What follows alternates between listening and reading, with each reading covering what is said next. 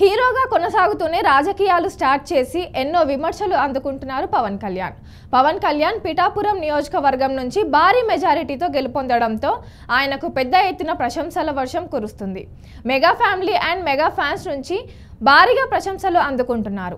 తాజాగా పవన్ కళ్యాణ్ విజయంపై మెగాస్టార్ చిరంజీవి ఒక emotional tweet చేశారు. డియర్ కళ్యాణ్ బాబు, ఎక్కడ నెగ్గాలో ఎక్కడ తగ్గాలో తెలిసిన నిన్ను, తగ్గావని ఎవరు అనుకున్నా అది ప్రజలని నెగ్గించడానికి అని నిరూపించిన నిన్ను చూస్తుంటే ఒక అన్నగా గర్వంగా ఉంది. నువ్వు గేమ్ చేంజర్వి మాత్రమే కాదు, మ్యాన్ ఆఫ్ ద మ్యాచ్వి కూడా అని అందరూ నిన్ను కొనియాడుతుంటే నా హృదయం ఉప్పొంగిపోతుంది.